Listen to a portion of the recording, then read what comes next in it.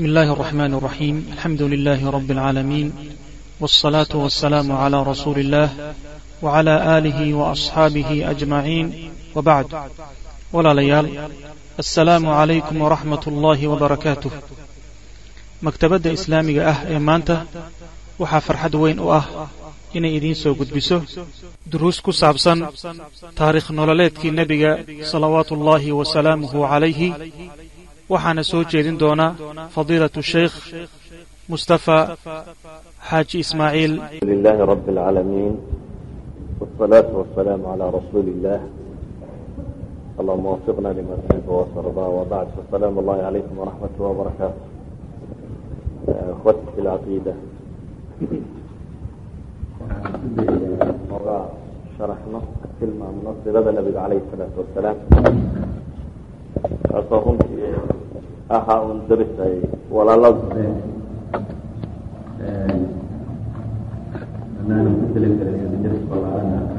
ladubo, laakiin waa kana xuseeni mahashiisii la tegi waa doonaa inaan waxoogaa taariikhdii nabiga calayhi salaatu wasalaam masiiradiisa inaan wax ka nidhaahno. waxaanan isku dayi doonaa inaan qaab aan ilqeynayo aanan kitaabka farta marinaynin, inkastoo dadku ay inta badan codsanayeen kitaabkan raxiiqulmakhtuum la yidhaahdo. aniga sawi igala macaan yahayba akram dayaal cumar ee asiira nabawiya saxiixakiisa la yidhaahdo. laakiin waxaan isku dayi doonaa un bal cumuuman labada kitaab baynagu adeegsanaynaa wixii oo kooban inaynu soo bandhigi doono, waayo siirada nebigu calayhi salaatu wasalaam waxa ay tilmaamaysaa waa diintii oo la dhaqan geliyey. marka waa dadkii diinta dhaqan geliyey nebiga calayhi salaatu wasalaam iyo saxaabadiisii, oo ah sifadii ugu saxsanayd ee loogu dhaqmo islaamka. innaga waxaynu haynaa hadda isagoo qur-aan iyo sunno ah oo qoraal ah, laakiin marka kane waxa weyaan isagoo camaliya oo dad ay matelayaan qur-aanka iyo sunnadii, yani dad ama bashar dhaqankiiba waxay matelayaan qur-aanka iyo sunnadu siday u ekaayeen. saa daraaddeed way fahamkeedu wuu ka dhow yahay qofku inuu markiiba suuro fiican ka fahmi karo diintu siday ku faaftay ama wixii ay siday ama risaalada iyo macnaheediiba. waxaan isku dayi doonaa markaasi balsay labada sheekh usoo naqlayaan inta badan inaanu soo guuriyo. haddii ay jiraan mawaadiic ama meelo loo baahan yahay in gaar loosii tiltilmaamo insha allahu haddaynu awoodno isku dayi doonaa. cumuuman culamada muslimiintii markay sirada ka waramayaan waxay u sameeyeen gogol dhac ama hordhac. hordhacaasi waxay ka bilaabaan ama waxay ku tilmaamaan wixii nebiga ka horreeyey calayhi salaatu wasalaam.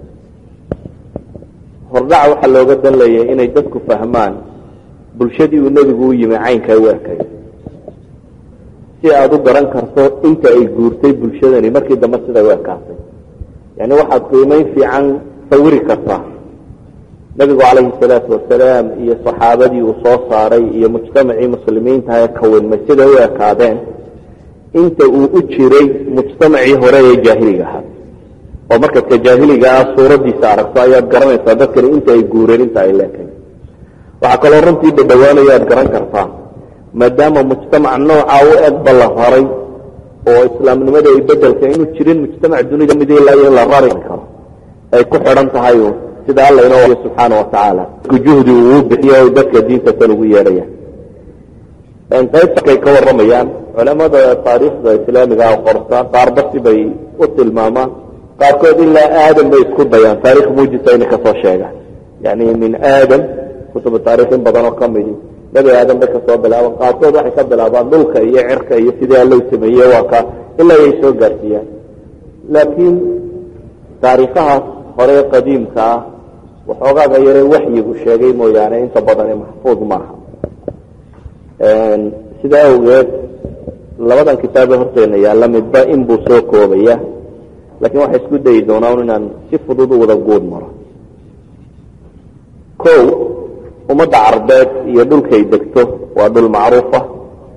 carabina intan jaziira alcarabiya la yidhahdo unbay taarikhdeedao dhan degi jirtay. carabta taariikhiyan markay culamadu qaybinayaan ilaa 3 qaybood bay ka dhigaan. carab ay yidhaahdaan waa alcarab albaa'ida ama carabtii tirtirantee hore ee gabowday, waa caad iyo samuud iyo kuwan qur-aanku ka waramo. iyo carab ay ku tilmaamaan alcarab alcaarida oo ah qaxdaaniyiinta nimanka la yidhaahdo carabta gasha. iyo carab almustaaraba oo kuwii nebi ismaaciil calayhi salaam ka abuurmay ama cadnaan cidda gasha inkastoo culamada bad ay leeyihiin qaxtaan iyo cadnaan labaduba ismaaciil bay galeen waana sida uu rajaxayo ibn xajar alcasqalaani xafidahullah raximahullah alxaafid ibn xajar waa sida uu rajaxayo oo isagu wuxuu leeyahay labada kooxoodba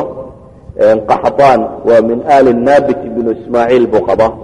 halka ay qoladan kale ka yihiin cadnaan ibnu ismaaciil ay ka galayaan marka aynu soo koobno had iyo goor taariikhda carabeed marka la tilmaamayo maalan qaxtaaniyiinta nimanka la yidhahda asal waxa u ahaa yeman laba qabiilo waaweynna waa u qaybsanaayeen niman ximyar la yidhaahdo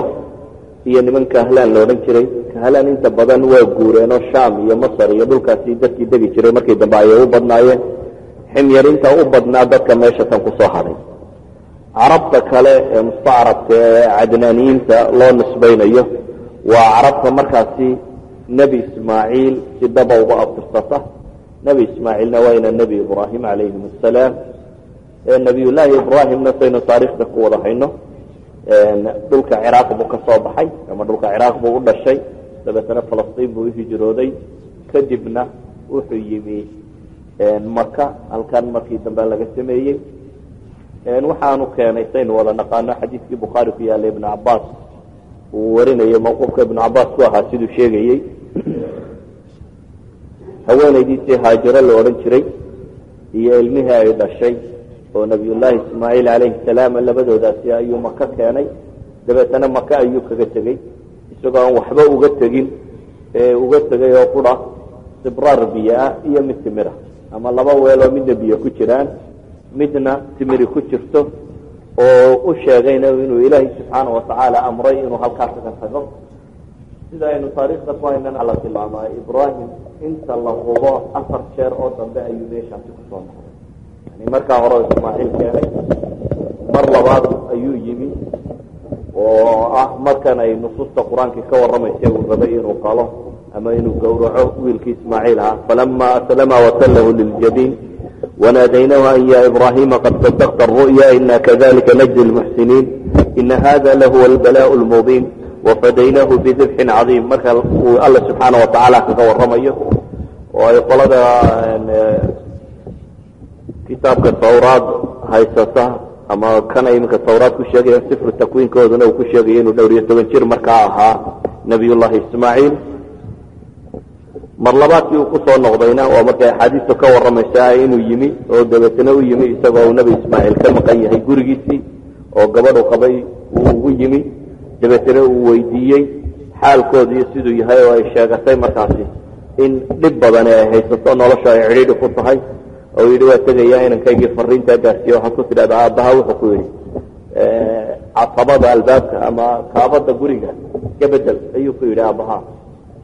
nebi ismaaciilna markii uu yimi ay gabadhii u warramtay wuu fahmay aabihii warkii uu uga tegay oo ahaa gabadhan iska sii daa mid khayr badan maahee dabeetana waa iska sii daayey waxaa kaloo riwaayadka xadiidku sheegayaan mar kale inuu ismaaciil yimi nebi ibraahim mar saddexaad inuu kusoo noqday dhulkaasi marka saddexaadna wuxuu yimi isagoo ismaaciil gabadh kale uu guursado tii hore u furay gabadhii kale markuu la hadlayna ee uu xaalkooda weydiiyeyna waxay ku tiri waa fiican nahay iyana fariin buu u faray oo wuxuu ku yidhi waxaad ku tidhahdaa inankaygii waa tegayahay isagoo maqanna kana buu yidhi oo safar uu jiro wuxuu yidhi fariin labaad yani gabadhan hayso waraa buu uga tegey mar afraad bay taariikhdu sheegaysaa taariikhda suganee la hayo axaadiistiya qur-aanka oo markuu kacbada dhisayey uu ismaaciilla nin weyn ahaa isaga iyo ismaaciil markay kacbada dhisayeen 4 jeer bay yidhahdaa buu nebi ibraahim ku soo noqnoqday meesha iyo markaa hore uu kaga tegey taariikhda carabeed cumuuman markaynu tilmaamno nebigu calayhi salaatu wasalaam dee wuxuu ka tirsan yahay siduu axaadiista saxiixa ayba ku sugnaatay ilaahay wuxuu doortay buu yidhi nebi ibraahimna wuxuu doortay wiilkiisi ismaaciil ahaa ismaaciilla kanaana laga doortay kanaanana quraysh baa laga sii doortay qurayshna reer banu haashim baa laga doortay reer banu haashimna anaa layga doortay buu nebigu laha calayhi salaatu wasalaam markaynu taariikhda carbeed cumuuman eegno waxay iska koobnaayeen qabaa'il bay ahaayeen saddex meelood baa iyada boqortooye ka jiri jirtay boqornimo loo caleema saaro saddex meelood ayay iyaga ka jiri jireen waa boqortooyadii yeman ka jiri jirtay ee gabowday boqortooyada yeman oo waktiyo kala nooca soo martay taariikhaha laga sheegaana runtii taariikha saawsi sugan maaha laakiin ilaa 4 boqortooyo oo kala dambeeyay baa la sheegaa oo midba muddo intaasoo qarniya intay socotay inay tirtirantay kuwa ugu dambeeyuun yeman waa ximyar qabiilka la odhan jiray oo ka mid a qaxdaaniyiintaasi intay lahaan jireen boqortooyadoodii macruufka ahayd ee ay lahaan jireen boqortooyinkaa wuu sii dambeeyey oo culamaa taariikha kusii tilmaaman inay ahaayeen kuwii markaasi ugu dambeeyey ee ka jiri jiray waddanka yeman oo la soo gaarsiiyey inay yihiin kuwii ay ka dhasheen markaa dunawas nin la odhan jiro yahuudiya mar ka mida intuu qabsaday in najraan oo kristan ahaan jirtay iyo lagu laayay waayo culamada qaarkood u nisbeeyaan inay tahay sababtii ay ku soo degtay qutila asxaabi lukduud annaari daati lwaquud ala kulli xaal markaan soo duuduubno yeman boqortooya ka jiri jirtay xiira meesha la yidhahdo ciraaq ka midana boqortooya ka jiri jirtay shaamna boqortooya ayaa ka jiri jirtay xijaas iyadu marnaba boqortooyo caynkaasii kama jiri jirin imaarooyin baa ka jiray baa la iska yidhaahdaa laakiin boqortooyo rasmiya kama jirin markaynu soo qabanno magaalada maka oo ahayd magaalada aynu odhan karno ee taariikhda islaamiga ku weyn una baahan waxoogaa yar inaynu ka sheegno iyo qaab nololeedkeedii markiisaynu wada naqaano waa magaalo ku ooli jirtay meel buuraleeya oo 2 buurood hareeraha kaga wareegsan yihiin oo sida bil oo kale ay ku yihiin quraysh baana degtay meesha tan gaar ahaan qusay ibnu kilaab ninkii la odhan jiray oo ka mid ah quraysh nabiga calayhi salaatu wasalaam kuwa ku abtirsada ka mid ah qusay ibnu kilaab ayaa degay meesha tan qusay ibnu kilaab waxay dhahdaan waa ninkii koowaad ee awooda inuu googooyo dhirta kacbada iyo meesha xaram ka baxda lama goyn jirin dadkuna inaan la goyn bay u haysteen haddana sharcigu saasuu qabaa laakiin qusay ibnu kilaab baa waktigiisii gooyey baa la yidhi markuu googooyey ayuu dabeetana soo dejiyey xaramka gudihiisii markaas buu quraysh u kala tilmaamay meelo ay kala degdegto oo inay xaggan deg in kale xaggan dejiyey in badan uu dejiyey quraysh maalqabeenkeed iyo dadkeedii hantiilayda ahaa inta badan butxaa u maka ayay degi jireen butxaa u maka waa inta godan baa la yidhaahdaa ee kacbaduna ay agteeda ku taallo marka aynu eegno maka iyo maamuladoodu say sii kala dambeeyeen akhiiran waxaa qabsaday nimankaasi quraysh la yidhaahdo oo waday ka yahay ninkaasi la yidhaahdo qusay ibnu kilaab hareeraheedana waxaa deganaa qabaa'il kale oo ay ka mid yihiin kanaana oo ay ka tirsantahay qurayshi waa laf ka mid ah qabiilkaasi kanaana la yidhaahdo qurayshi markaasi waxay noqotay dad isdayey in ay tijaaro adeegsadaan baac mushtar ayuu ahaa awoodooda ugu weyni magaalada maka la yidhahdana si fiican ayay u degeen qabaa'ilkii hareera ka deganaana waxay la galeen heshiisyo nabadgelyeed dabeetana tijaaro ayay samaysteen marna u baxda shaam iyo ciraaq marna xaggan yeman u baxda waxay u fakereen tijaaradoodaasi say u suurto gooli lahayd dabeetana waxay u sameeyeen wax iilaaf la yidhaahdo oo ah wadooyinka ay tijaaradooda sii marto inay la yeeshaan qabaa'ilka dega heshiisyo nabadgelyo la galaan isla markaasi inay wax cashuuroo kale ah oo ay iilaaf u bixiyeen inay ka siiyaan isla markaasina inay adeegsadaan xataa nimanka madaxda ah ee qabaa'ilkaasi u madaxda ah tijaaradooda inay saham ka siiyaan sheekh inay kala qayb geli karaan inay siiyaan si tijaaradooda u socoto camalkaasi masalan heshiisyadaa la gelaya ee ku saabsanaa tijaarada quraysh ay xooga ku noqotay ninka isna sameeyey waa haashim ibn cabdimunaaf oo isna ka mid ah awowyadii nabiga calayhi salaatu wasalaam yani qusay waa awowyadii hore ee nabiga calayhi salaatu wasalaam oo ninka quraysh maka dejiyey tijaaradooda ninka isugu xidhayna waa haashim ibn cabdimunaaf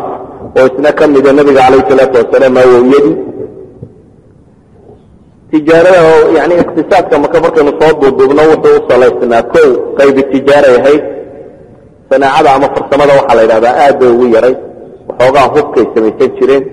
iyo dharyaha iyo waxoogaa sariiraha iyo guryaha waxa caynkaasi ka mida in xoola raacataana way lahaan jireen iyo in ugaadsada laakiin asaaska dhaqaalada maka lagu deganaa waxay ahayd magaalo tijaare magaalo baac mushtar bay ahaan jirtay maadaama ay magaalo baac mushtar ahaan jirtay baac mushtarkana asal uu yahay nabadgelyo quraysh waxay ahaan jirtay meel degan meeshay degantahay maka ahi dad badanna waxay kula jirtay mucaahadaad ama heshiisyo waxaanay ahayd un tijaarada waxa ugu badan ee ka shaqayso heshiisyada ay qabaa'ilka kale la gashayna waxay u fudaydisay in tijaaradooda ay tijaara duwaliya noqon karto oo ay duwalka kale iyo dhulka kale la baayac mushtarayn karaan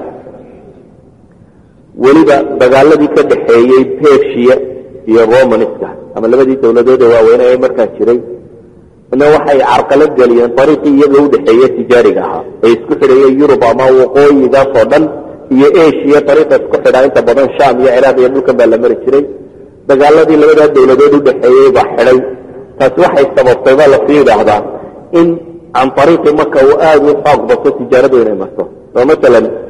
indiya iyo dhulka alaabta laga keeni jiray waxay iman jirtay baa la dhahaa badday soo mari jirtay yaman bay iman jirtay dabeetana yaman bay maka ka tegi jirtay makay ka qaban jirtay markaasi sham iyo xagga romanisku ka taliya saasi daraaddeed waxay noqdeen dad isku xidha mujtamacaad badan oo tijaari ah ayay maka ahayd reer makana maadaama ay tijaaradaasi in badan ka shaqaynayeen waxay noqdeen dad maalqabeen badani uu ku jiro oo reer maka rag baa dee kibirku gaadhsiiyey weelkooda uu dahab wax ku cabi jiray weelashay wax ku cabaan dahab ay ahaan cabdillahi ibnu jadaan in la odhan jiray koobku wax ku cabaa dahab buu ahaan jiray marka qurayshi waxay yeelatay tabaqaad kala sarreeya tabaqo tijaarada ra'sulmaalka weyn haysata oo heshiisyana kula jirta dowladaha ama qabaa'ilka iyo wadooyinka dadka dega oo weliba tijaaradooda qaab shirikaad oo kale ay u dhisan tahay oo ah faasilo aad u badan la israaciyo oo dadkoo dhanna sheeris la siiyo laga qaybgeliyo inay tijaaradaasi ka wada qaybgeli karayaan oo dadka danyarta aan wax badan haysan ribo wax ku siisa nidaamka ribowiga ee bangiyadu isticmaala iyo dabaqaad aan waxba haysan oo aada u fuqaro ah oo aada u waxtar aan waxba haysanin labada kooxoodba way deganaayeen dekedahay isticmaali jireen inta badan meel shacbiya la yidhaahda ay ahaan jireen oo ay dekedan jidday imkaa taqaaniina macruufka ahay waxay bilaabantay ba la yidhaha khilaafadii cuthmaan radia allahu canhu ayay bilaabantay markaasi maki waxaan leenahay cumuuman waxay ahayd magaalo baayac mushtar oo xaggan xabashida iyo afrikana waxaa ka iman jiray bukuurta iyo dhirtan la shita iyo baalgorayeedka iyo maxaa la yidhaha foolmaroodiga iyo hargaha iyo ninka madoowa la adoonsado xagga shaamna waxaa ka iman jiray baa la yidhaahdaa inta badan waxa la cuno daqiiqda iyo sareenka iyo saliidaha iyo khamriga iyo cinabka iyo waxaasina xagga shaam bay uga iman jireen xaggan indiya ama indiya dankeedana iyaga waxa uga iman jiray inta badan looxa iyo filfisha iyo bahaaraadka yani waxyaabahan yararee raashinka lagu darsada tirada badan leh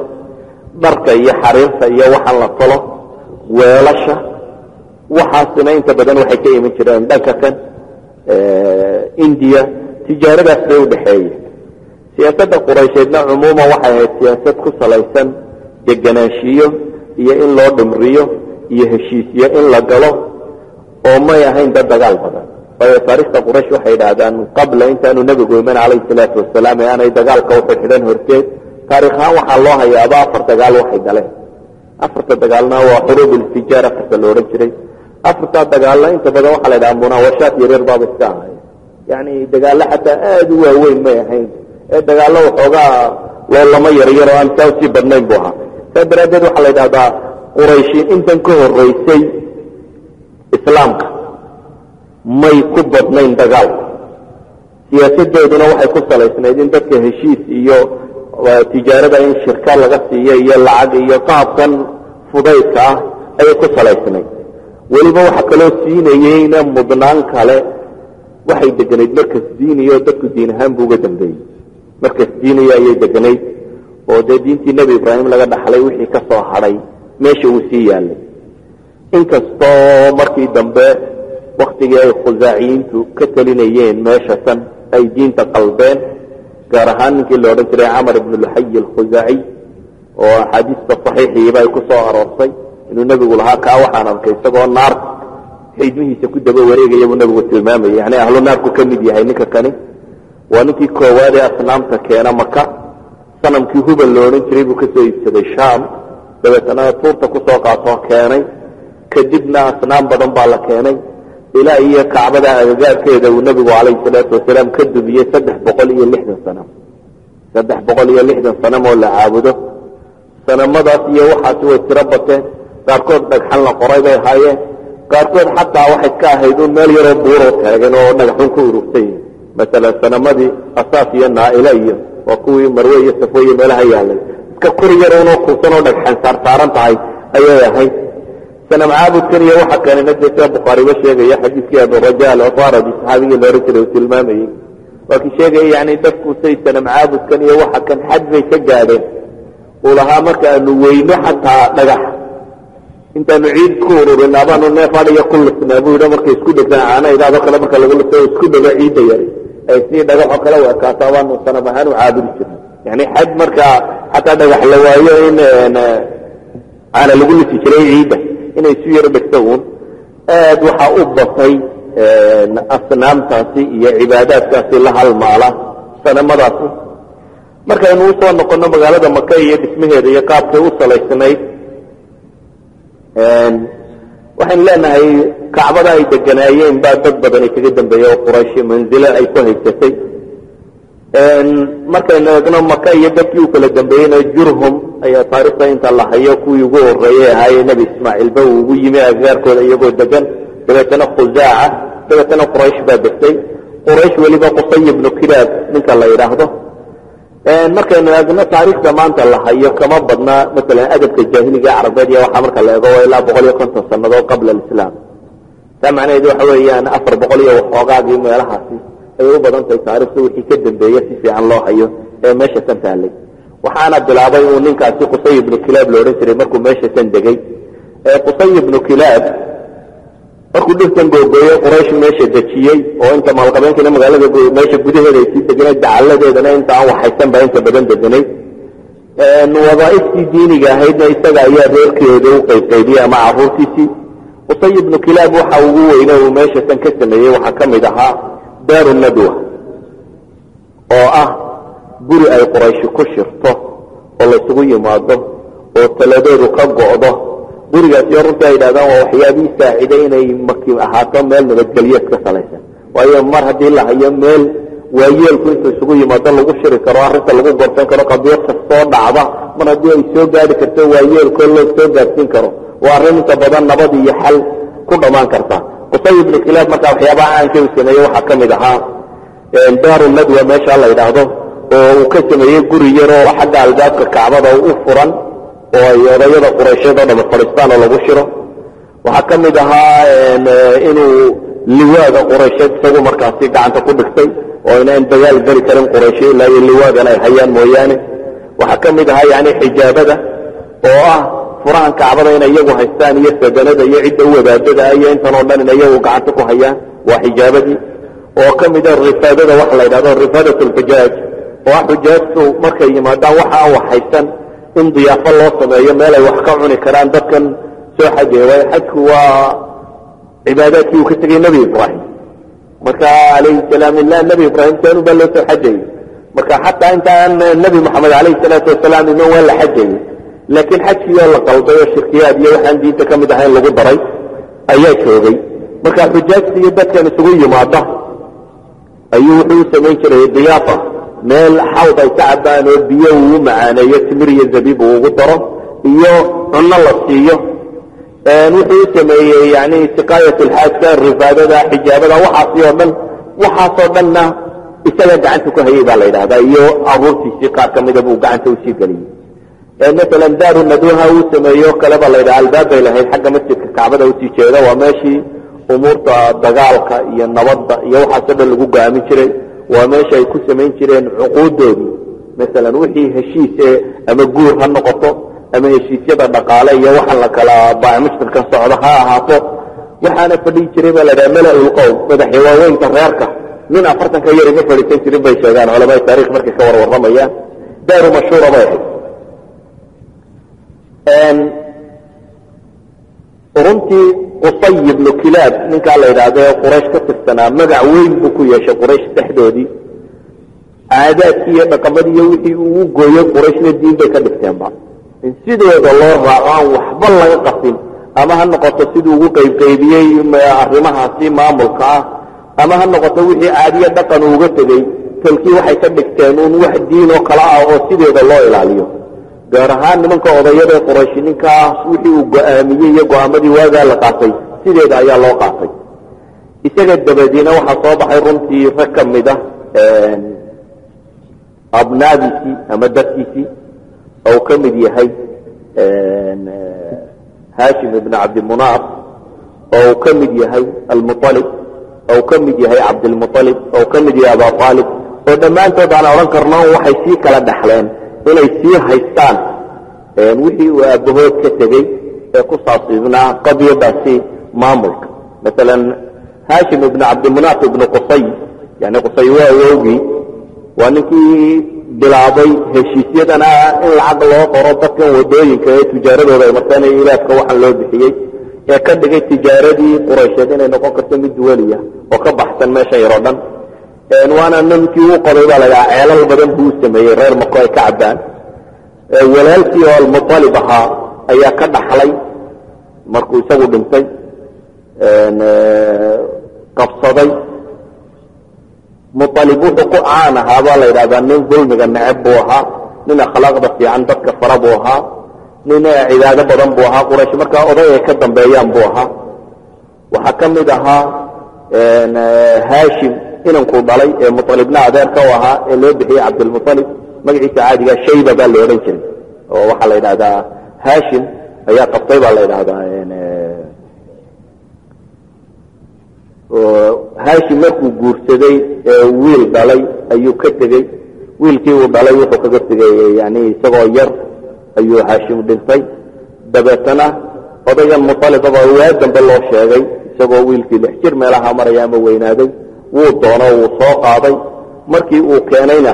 carabtii ama quraysh waxa aragtay wiilkan yar uu sito dabeetana wiilkii waxay isaga bixiyeen war waa adoon yar oo soo keensaday ilaa cabdilmutalib uu bixiyay yani magaciisa asalkii shayba buu ahaa mutalibna waa adeerkii oo haashim la walaala oo soo koriyey markaas iyo keenay dabeetana cabdilmutalib uu iskaga caanbaxay cabdilmutalibna waxaa runtii nin aad ugu caanbaxay deeq oo shaybat alxamdi bay markay doonaan na odhan jireen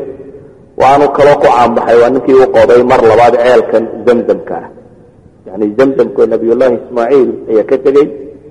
laakiin waxay yidhahdaan khusaaca bergii meesha laysku dildilay ee ay arkeen inay ka baxayaan bay aaseen ama dabooleen ama tirtireen marka meesha waa la waayey waxaa la sheegaa inuu riyooday cabdilmutalib ilaa 4 jeer uu riyooday markii ugu dambaysayna in loo tilmaamay meeshu meeshay tahay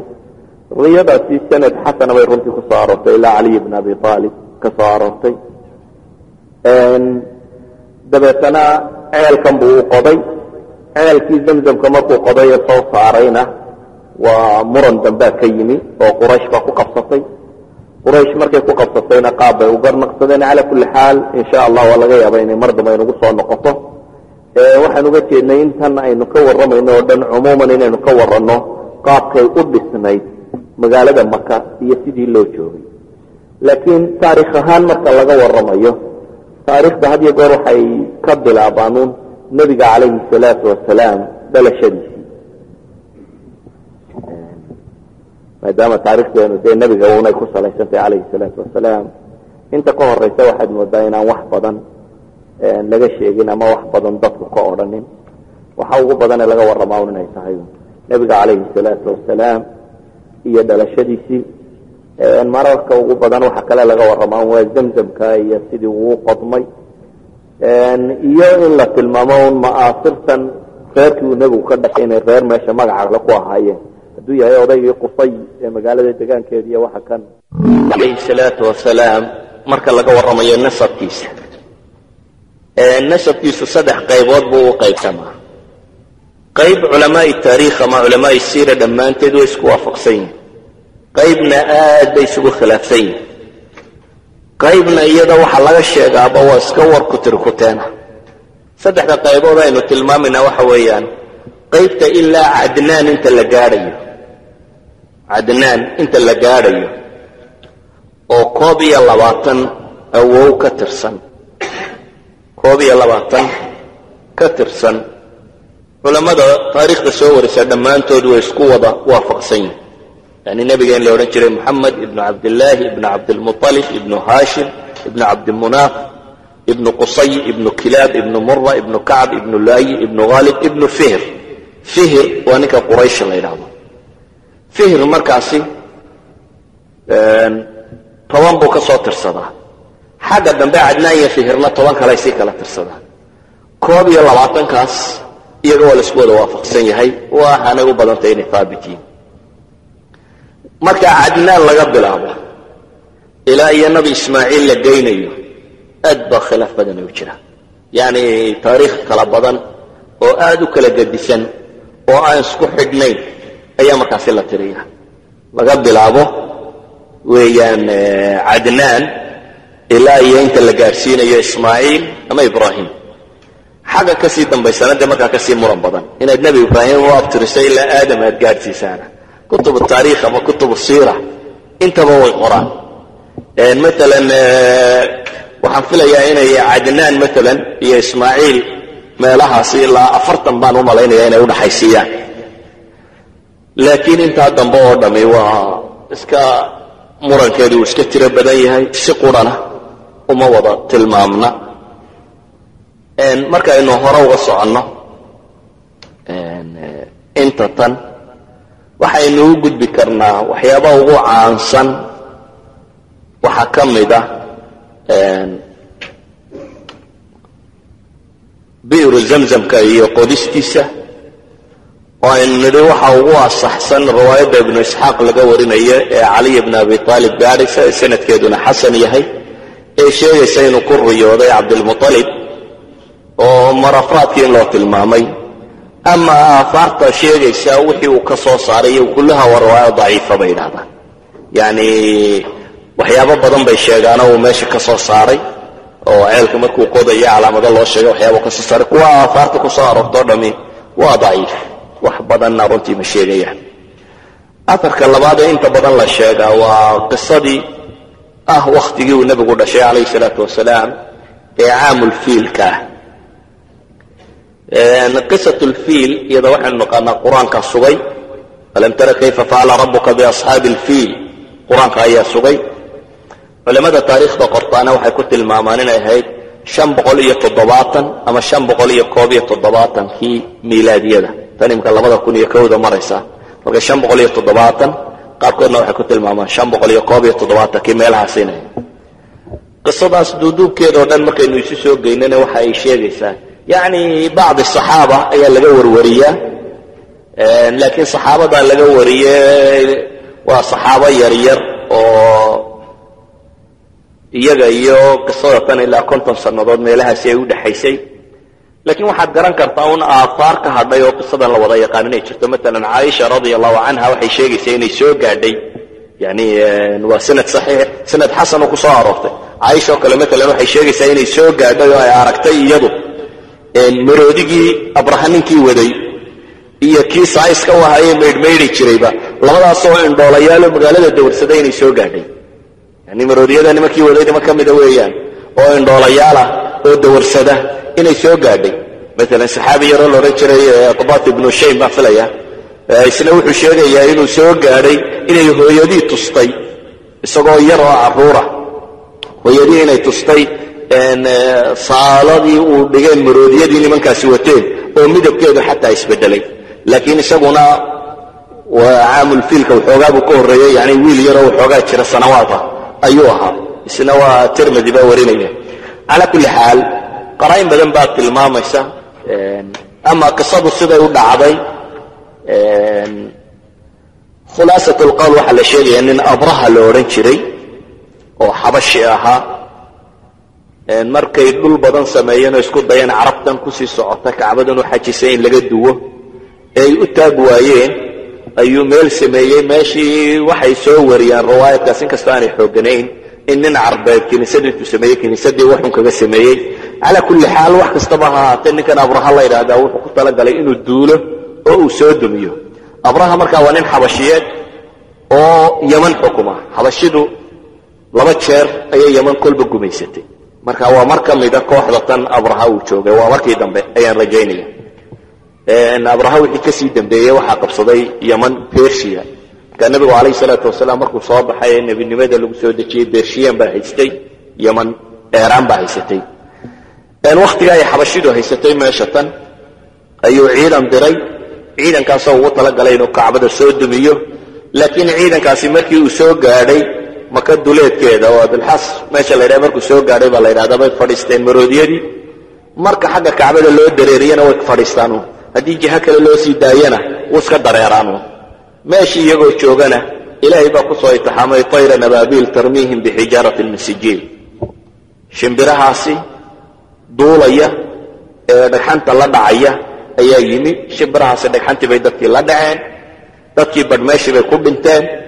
qaar waa xanuunsadeen abrahaha kan waxaa la yidhahdaa sancu isagu ku dhintay bay yidhahdaan isagoo googo'aya buu yimi oo xanuun kalaa ku dhacayo dabeetana meeshaasu ku dhintay qisadaasi marka lasoo dudubo waxa ay sheegaysaa in la jebiyey un abraha iyo kooxdiisii sida qur'aanka naskiisa ku cad nabigu calayhi salaatu wasalaam waxaa lagu tilmaamaa inuu dhashay sanadkaas caamulfiil waxaa qisooyinka meesha la tilmaamo ka mid a nabiga calayhi salaatu wasalaam aabbihii ee cabdilaahiya cabdilmuطalib bay waxay sheegaan inuu nadaray nadarkaana ibnu cabbaas baa soo arooriyey sanad saxiixa ku soo saaray inuu nadaray cabdilmuطalib waqtiga uu nadaray riwaayad iska daciifa ku soo arooray laakiin marka la isku daro cala kulli xaal mursal saxiix sanadkiisu xasan yahayna waa ku soo arooray waxa iyaduna duuduubkeeda sheegaysaa uun cabdilmuطalib markuu zamzamka helay qurayshtii kale ku qabsatay qurayshtii ku qabsatay waxaa lagu heshiiyey in la kala garbaxo riwaayaadkaasi qaar ka midi waxay sheegayaan inay qabteen shaam iyo yamani xaggaa in laysla qabtay kaahina joogtay habar falalawadii inay soo kala saarto dabeetana dhexda markii la soo socday in biyihii madheen riwaayaadka qaarkood waxay leeyihin biyihii oo dhan baa madhay qaarna waxay leeyihin isagumaa biyihii ka madhan iyo intii la socday ee intii haysatay biyihii kamay madhan markii biyo la waayey kadibna ama fardihii uu fuushanaa mid ka mid ah adinkiisu meeshuu ku dhuftay baa ilaahay biyo ka siiyey riwaaya kaloo daciifana waxaan rajaynaya inaad sheegayso roob baa daay mid kastaba ha noqotee biyaa la helay dabeetana dadkii haraadka u baktii gaadhay mar labaad unbaa ilaahay cabdilmuطalib biyo ku siiyey dabeetana waxay dhahay war ninkan mar dambe alla biyo inagu siiyey kuwii hore waxba yana ku qabsanine ha loo daayo zamzamkii saasaa loogu daayay baa layidhi waxay yidhaahdaan carruur badan markaa muu lahayn bay leeyihin lagu haystay zamzamkee wuxuu nadaray hadduu xoogaysto ilaahay 10 wiil siiyo u rag iska dhicin karo inuu 10kaa mid ka mida ilaahay u sadaqadeeyaba 10kaa mid ka mid ah inuu ilaahay u sadaqadeeyo waxa la yidhahdaa 10kii wiil baa ilaahay siiyey dabeetana nadarkii wuu qori tuuray baa la yidhaahdaa qori tuurkii wuxuu ku dhacay cabdilaahi dabeetana cabdilaahi inuu gowraco way ku adkaatay dadka badh waxay qisaska qaarkood sheegaan in falalawadu u geeyey oo iyadu ay tidhi isaga iyo 10 halaad bay diyadu ahaan jirtay isagiyo 10 halaad u qori tuur oo cabdilaahi ku dhacday tidhi 10 kaloo ay cabdilaahi ku dhacdo 10 kaloo boqol ay ku arsay laakiin riwaayada fiicani iyadu waxay sheegaysaa inuu 100 iyo cabdilaahi loo qalin tuuray yani loo qori tuuray qur'a loo sameeyey cabdilaahi iyo 100ka markii loo qori tuurayna 100kii halaad ay qur'adii ku dhacday marka nadarkii wuxuu ku dhacay 100ka halaad la gowraco cabdilaahina la sii daayo cabdilaahi markaa wuxuu u guuriyey inan aamina bintu wahab lo odhan jiray tafaasiisha sida loogu guuriyey iyo arrimaha ku saabsan kumay soo aroorin iyaguna dariiqo saxiixa asxaabu taariikh yani riwaayadaadu tiro badan bay iska soo arooriyaan cumuuman waxaynu leenahay uun wiilkaasi gabadha wuu guursaday dabeetana wuxuu qabtay madiina riwaayada rajaynaya inay xasan tahay baa sheegaysa inuu u diray timir inuu uga soo iibiyo timir ka doono cabdilmuطalib uu uga diray madiina markii uu madiina yimina uu ku xanuunsaday cabdillaahi markuu xanuunsadayna uu geeriyooday wuxuu geeriyooday riwaayadka saxiixisay sheegayaan iyadoo uurka uu ku jiro nebigu calayhi salaatu wasalaam culamaai taariikh qaar baa qisas badan oo kale soo arooriya wakti inuu nebiguba dhashay intan saro inuu jiray waxaa laakiin inta badan waa iska wada daciif waxaasi in sha allah waxaa saxiixa inuu uurka isagoo ku jiro uu dhintay nebiga aabihii calayhi salaatu wasalaam culamaai taariikhna waxay wariyaanba islaantii markaa gabayo baroordiiqoo ay tirisay oo ay odaygeeda haddaa dhintay uu tirinaysay nebigu calayhi salaatu wasalaam wuxuu ku dhashay markaasi maka dhalashada nebiga calayhi salaatu wasalaam war badanoo ustuuro ah baa laga sheega warar badanoo aan waxba ka jirin laakiin waxaynu isku dayaynaa waxaas aan waxba ka jirin tirada badan loo dhan inaynu iska dhaafno nebigu calayhi salaatu wasalaam magaalada maka ayuu ku dhashay sanadkaasi la yidhaahdo caamulfiilka caamulfiilkaasi oo u ahaa baynu odhan karnaa irhaas yacni nebiga calayhi salaatu wasalaam alla uu sii muujiyey oo yacni basharkao dhamme qadiyaday sii fahmeen oo warkeedu dunidoo dhan uu gaadhay oo aad uu gaadhay qaabkii uu nebigu u dhashay waxa ku soo arooro oo dhamme inta badan waa wada daciif iyo mawduuc iyo kadaab wuxuu ku jira waxaan khayr badan lahayn allahuma ilaa xadiid xasana jira xasan ligayrihi weliba isaguna ah oo sheegaya in ay ku riyootay nebiga calayhi salaatu wasalaam hooyadii nuur ka soo baxay oo qusuuru shaam oo dhan ifiyey kaasi waa in sha allah xasan ligayri ama waxa laaliya waxa kale ay ku soo arooriyaan ama ha noqoto qaabkii uurka nebiga ay uu siday oo wuu fududaayo kambuu ahaa iyo waxaan may dareemi jirin iyo waxaasoo dham waa iska uun waxaan sanad badan ama xoog badan loo haynin waxa la mida iyaguna kuwa sheegaya markuu soo dhacay nebigu calayhi salaatu qaar baale wuu soo booday inuu gacmuunba dhulka ku taagay laakiin waxaasoo dham waxba in sha allah waxba nebiga ku kordhin maayaan yani waxay dadku jecel yihiin in la buunbuuniyo laakiin buunbuunis risaalada u ah iyo wixii alla uu ku ammaanay siduu u dhashay wax badan waxba ku kordhin maayaan riwaaya daciifa sheega isagoo gudan baabuu dhashay iyada lafteedu waa daciif qaar baa sheegay malakul jibriil baa guday iyada lafteedu waa daciif qaar baa sheegay inuu cabdilmuطalib guday iyana waa daciif laakiin waa iska macquul in la yidhaahdo cabdilmuطalib maadaama uu isagu hayay oo aanu aabihii uu dhintay oo awowgii ahaa isagu soo korinayey inuu isagu gudo oo xanaaneeyo oo taasi waxa macquul oo sida caadiga ah waafaqsan ama waxa kale la sheegayo oo dhammi waa wada daciif waxba kama jiraan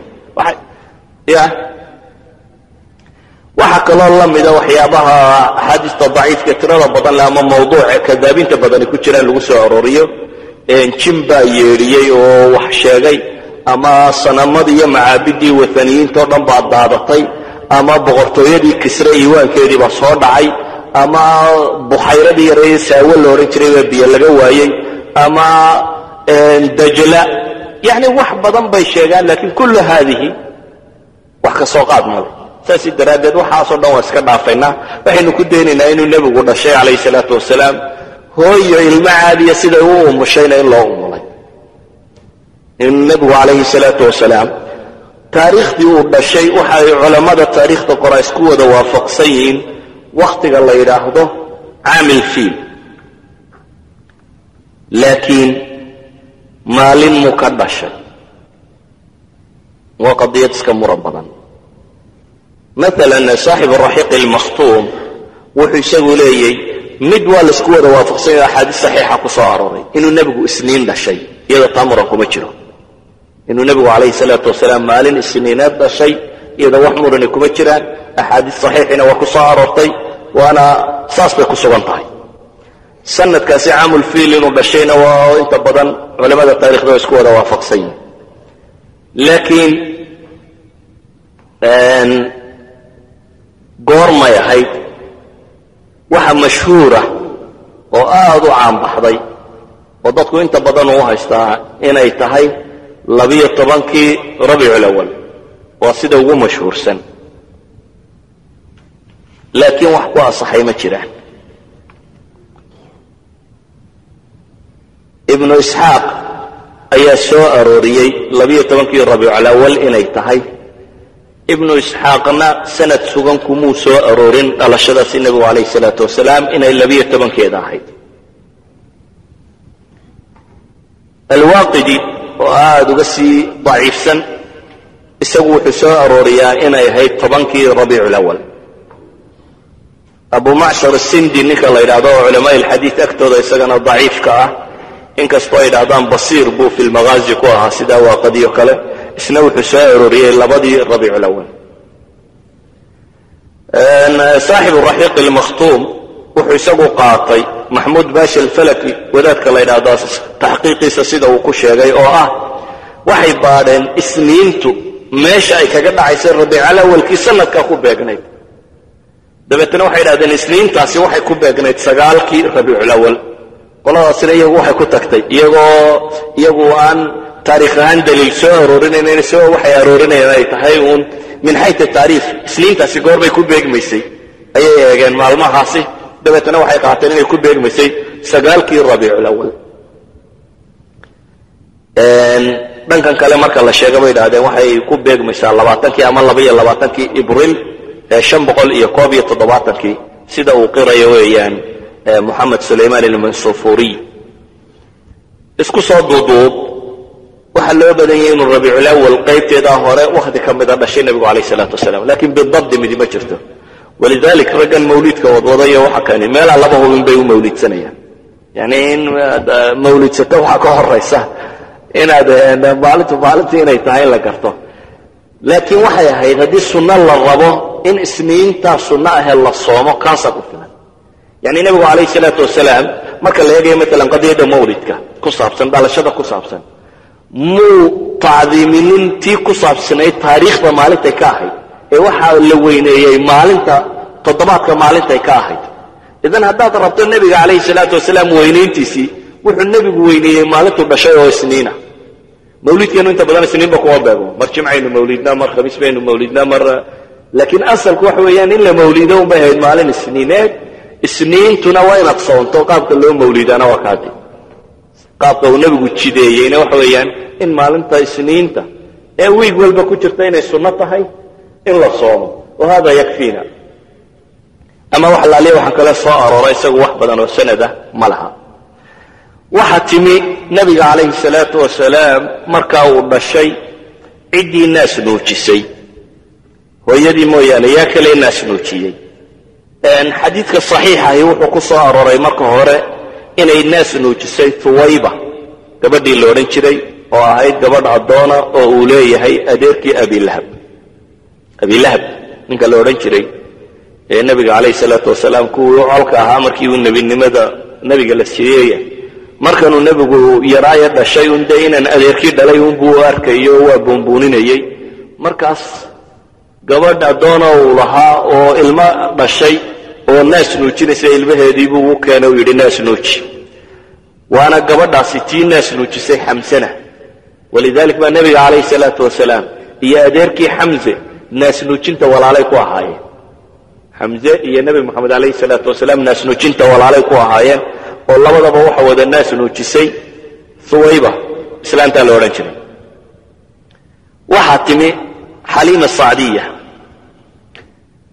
qisada dheer ee ay soo arooriyaan asxaabu siira sanadkeeda muran badan ba ku jira culamo badanina way diiday sugnaanteeda laakiin waxa sugan kullayba in nabiga qabiilka reer bani Saad la yiraahdo iyo islaanta Halima Saadiya la yiraahdo inay naas nuujisay iyadoo sugantay tan aynu leenahay ibn Isxaaq aynu leenahay qisada dheer la tilmaamo waa qisada tan iyadoo sanadkeeda muranku ku jira waa qisada sheegaysay in waqti abaareed ay ahayd oo iyadoo abaar tiro badan ay iska jirto ay gabadhan dumar kala soo raacday dameer yar oo ay lahayd ay soo fuushay dameerkeeda tamar darri daraadeed kolba loo joogsanayay kadib ay Maka yimaadeen ay isku dayeen inay ilmo ay naas nuujiyaan inay helaan way carabta caadadeeda waxa ahayd maadaama Maka ay magaalo ahayd ahlu xadar oo reer magaala waxay oran jireen carruurtu si ay caafimaad fiican u hesho magaalada laga saaro baadiyaha ku soo koraan caanahana baadiyaha ku soo cabaan waxay u arki jireen carruurtu markay baadiyaha ku soo kobocdo inay adadkaato ay fiicnaato oo kuwa magaalada inay ka wanaagsan tahay saas daraadeed carruurta inta badan baadiyaha loo diri jiray islaamaha baadiyaha ee naaskoodu irmaan yahayna naaskooday ku xoogsan jireen oo intay magaalooyinka yimaadaan bay kuwa tujaartu dhashay iyo carruurahaasi meelaha ay oran jireen keen ilma ku soo naas nuujisay oo ku soo koriye dabeetana waa lagu maal siin jiray xoolo lagu siin jiray qisada ibn isxaaq sidoo soo aroriyay wuxuu leeyahay markii ay magaalada yimaadeen ee dumarkii carruur soo wada helheleen muxamed waa la wada dhaafaya baa la yidhi calayhi salaatu wasalaam waayo inaan yaro aan aabba lahayn awowbaa waxoogaa ku siin doona oo iska nin aabihiin nooliyey baa la daydayanayay saasi daraaddeed waxay leeyihiin waa la iska wada dhaafdhaafay magaaladina soo marmaray bay leedahay wax la dhaafdhaafo aan kan dhaafnaba markii aan wax kala soo waayey ayaan sidibay tiri dee faramadnaan hala noqonine haatan wuxuu ku sii farlaabo markaasaan iska soo qaatay bay tiri agoonkan yaree awowgii leeyahay hala soo naasnuujiye saasaan kusoo qaatay bay leedahay sidee baa ku soo baxday laakiin waxay sheeganaysaa markaa iyadu wax badan inay ka aragtay naaskii bay nuujisay oo dabeetana naaskii iyadoo aan waxbaba cunin unbuu iska dararaayo isaga iyo kii yaraayo kale la jaqayeyba uu ka tiro batay oo xoolahoodii baa ilaahay u irmaaneeyo caanihii iyadoo abaara oo xataa reeruhu yidhaahdaan dadka kale war maxaa halka reerkani xoolaa daajistay idina u soo daajin weydeen waa lala soo daajiyaa un dadka kale oo waxba kuwooduma soo faa'iidaan ee uun islaantan xoolaheedunbaa darara barakaadkaa tirada badan leh adigu nusuusta sheegtaa waa ma xoog badna sanad ahaan ma xoog badna culamaduna wax badan bay ka sheegaan laakiin in ay xaliimi naas nuujisay iyadu way sugantay xaliima saadiya islaanta la yidhaha inay naas nuujisay riwaayaadka sheegaya axaadiista waa sugan yihiin insha allahu tacaala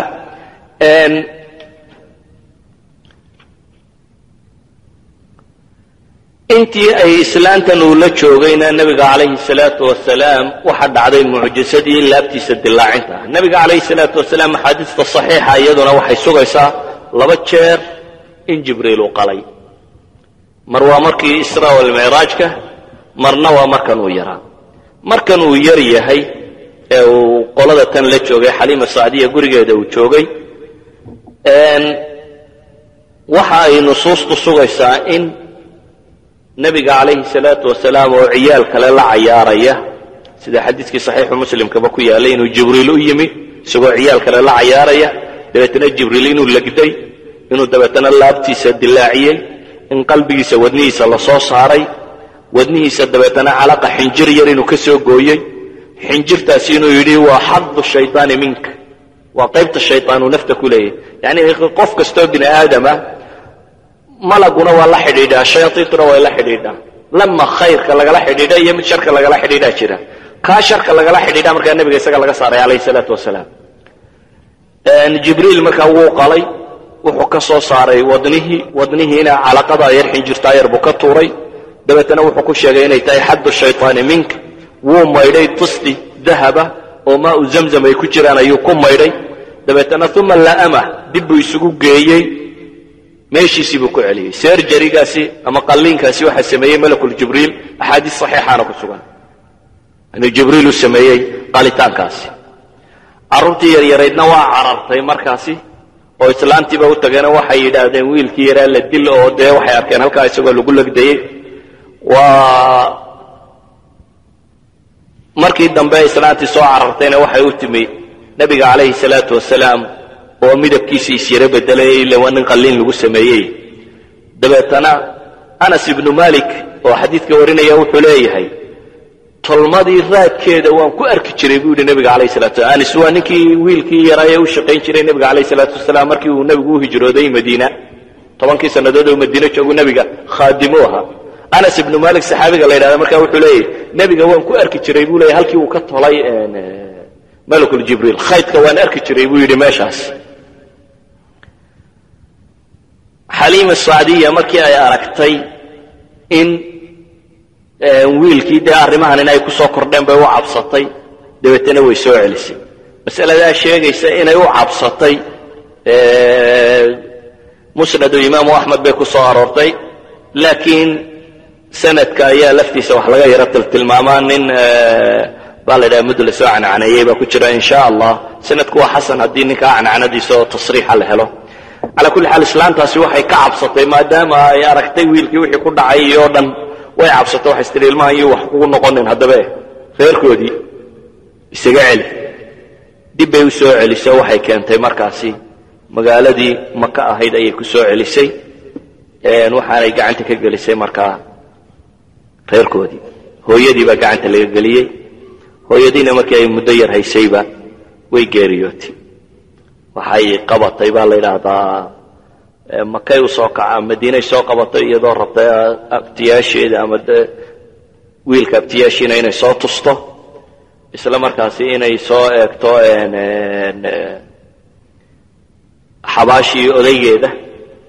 دبتنا مركي أي كسو نغطاي دحدا سو سعطو أي دحدا كوكوضي سيدي علماء تاريخ الشيغان الأبواء ما الله يلادا مكة إيا مدينة دحدا ده ayay nabiga calayhi salaatu wasalaam hooyadiina ku dhimatay halkaas waxa ka soo qaaday gabadhii khaadimada oo ahayd way nabiga markii aabihii dhintay wuxuu uga tagay baba la yiraahdaa 5 neef oo geel filaya iyo in yaro adhiya iyo islaan madow oo ummu ayman la oran jiray oo nabiga calayhi salaatu wasalaam tiisoo xaadinada oo ahayd ee soo korisay marka ummu ayman يا عبد المطلب ودقي هي باسك هي ساس عبد المطلب وكهي الى يسغنا انتي وكغيريونيي waxa la yiraahdaa sideed jir meelaha markuu ahaa iyadana sanad saxiix kuma soo arooreen oo culimada taariikh say sheegtaan sideed jir meelaha markuu ahaa buu geeriyooday عبد المطلبna markaas ba lagu wareejiyay adeerkii Abi Talib nin xoolo badanna ma ahayn لكن نعرور بدن وها من حول بدنين هدنا النبي عليه الصلاة والسلام مدآد بدن أيو معيسها إلى ينتو دوري أفرتن شرق عليه النبي عليه الصلاة والسلام سوين بو معيسة وها إن بدن ولصو وحكا صوربي إن كستان إلهي كو أنفع دين تيسي وأنو الرمينين أبي طالب يساقوا أفرتن سنة النبي وسو قرقاريين كدو دو هدنا قال لي من بقودت ولذلك النبي عليه الصلاة والسلام وحمركي ودن بيسوي دمنية وقولها كلمة أن إلهي آخر وحكوه ويديون له لا إله إلا الله كله مركو إسراد لا إله إلا الله دنا هوار قبي أبي جهل وما شفت يا إرادة وادعيقو بيسمى ما أنت أدري أن كي يرعى أدريق وقريش وضيقي دبر في الدنيا ساتنو ألقاسو وصاري كدبنا قال لما دي بوسك قدمت وأنا كو النبي عليه الصلاة والسلام عد قالا والنبي الشفاعي دونه يسجد لكن شفاعة ثم نقول نسمي النار لقى صاره وح النار تقولوا لي وين بلقى جيني أيه وح الله جيني النار ير والله بكبوض النار اللي قلنيه لكن والله ما مركل اللي قل يبو النبي يقولي ما يحس يعني ضح من النار إلا قاق نار شوك تورد وما كبر نقطة ما وح لقى نقطة أيه اللي قلنيه لكن تاسع ما يحس كفخ فخلينا سحق صاره وعذابه عذاب كسوء أبي طالب قليه نوع عصيه إذا نكى قال لي ما كنت أنت أباهي با شيخ هانشري iyo adeeradayba awliyaha waxba ku heli maysadana dadku mid khayr qabaan noqonay walidaalika ba quraanku wuxuu kala inoo tilmaamayaa bade nabi wiilkiisu ahlu naarka kamidi nabi nuux soo quraanku inoo sheegay wiilkiisii u taag waayay oo la hawar kaalay aniga soo raaco doon soo raaco la buurta ka fuulaya ay iska tag quraanku wuxuu kala inoo sheegaya nabiyo haweenkooda ahlu naar noqonayaan xaasaskoodu markay raaci waayeen oo waa ka امرأة نوح وامرأة لوط كانتا تحت عبدين من عبادنا صالحين فخانتهما فلم يغني عنهما شيئا وحكى له عكس القرآن كوينه شيئا هوين إله الرميي الرقود قالها يقول الجنة قليا وامرأة فرعون إله آيات كاسك والرمية إذن أبي طالب بقى مدسوه هي أبي طالبنا قصص بدن بقى لغا شيغا انتو النبي هي عليه الصلاه والسلام لكن ما دام اننا هين الروايات صحيحه ان شاء الله وينا واسكا بودينا waxa inta la raaciyo waa tagistii uu nabigu isagoo dhowriyo 10 jira walaalayaal darsigani halkaas ayuu ku eg yahay Allah tabaaraka wa ta'ala waxaan ka baryaynaa inuu nagu anfaco assalamu alaykum wa rahmatullahi wa barakatuh